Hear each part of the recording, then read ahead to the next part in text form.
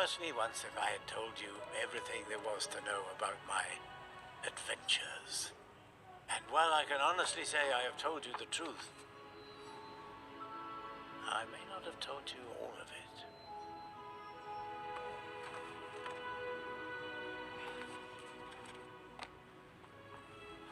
I am old now, Frodo.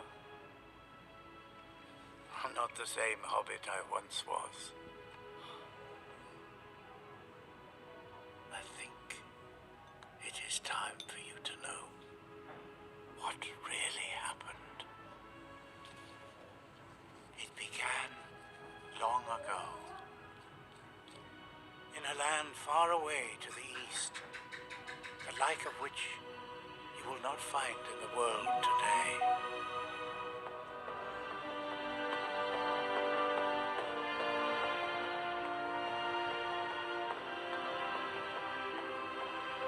There was the city of Dale, its markets known far and wide, full of the bounties of vine and vale, peaceful and prosperous. For this city lay before the doors of the greatest kingdom in Middle-earth, Erebor, stronghold of Thrall, king under the mountain, mightiest of the dwarf lords. Thrall ruled with utter surety, never doubting his house would endure, for his line lay secure in the lives of his son and grandson. Ah, Frodo, Erebor. Built deep within the mountain itself, the beauty of this fortress city was legend. Its wealth lay in the earth, in precious gems hewn from rock, and in great seams of gold, running like rivers through stone. The skill of the dwarves was unequaled, fashioning objects of great beauty out of diamond, emerald, ruby, and sapphire. Ever they delved deeper, down into the dark, and that is where they found it.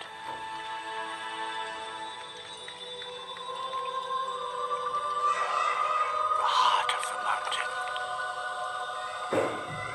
The Arkenstone. Thrall named it the King's Jewel. He took it as a sign that his right to rule was divine. All would pay homage to him, even the great elven king, Thranduil. But the years of peace and plenty were not to last.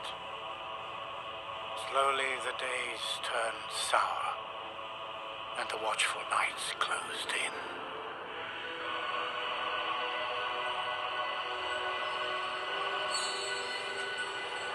Thrall's love of gold had grown too fierce. A sickness had begun to grow within him. It was a sickness of the mind. And where sickness thrives, bad things will follow.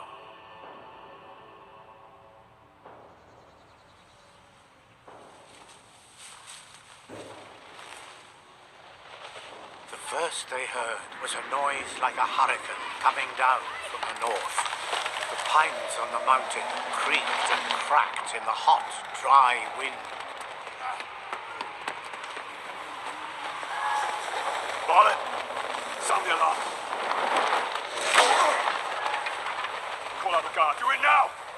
What is it? Dragon! Dragon! He was a fire drake from the north.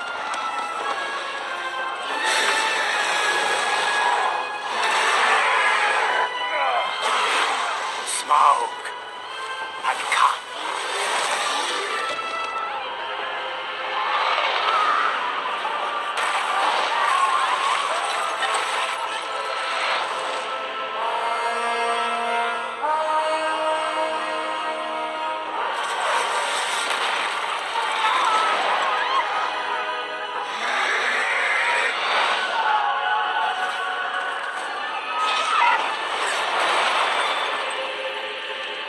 much wanton death was dealt that day, for this city of men was nothing to Smaug.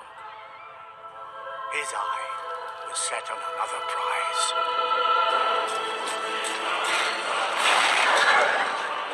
For dragons covered gold with a dark and fierce desire.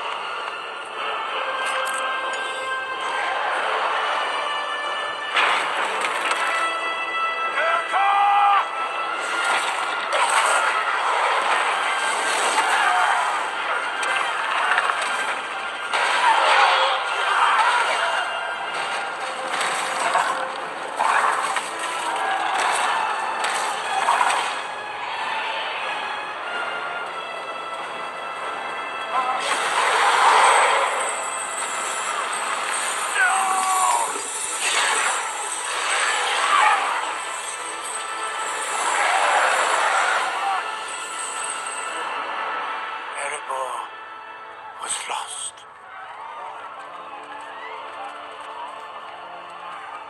For a dragon will guard his plunder as long as he lives.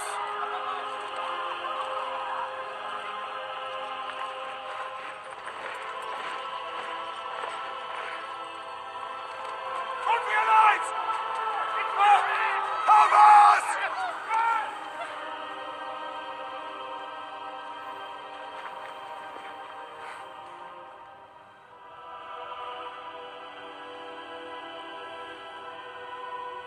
Thranduil would not risk the lives of his kin against the wrath of the dragon. No help came from the elves that day, nor any day since. Robbed of their homeland, the dwarves of Erebor wandered the wilderness, a once mighty people brought low. The young dwarf prince took work where he could find it, laboring in the villages of men, but always he remembered the mountain smoke beneath the moon, the trees like torches blazing bright, for he had seen dragon fire in the sky and a city turned to ash. And he never forgave, and he never forgot.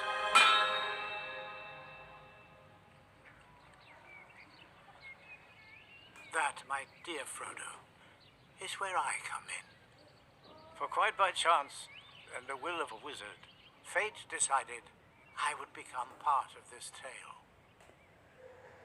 It began as you might expect. In a hole in the ground, there lived a hobbit. Not a nasty, dirty, wet hole full of worms and oozy smells. This was a hobbit hole. And that means good food, a warm hearth, and all the comforts of home.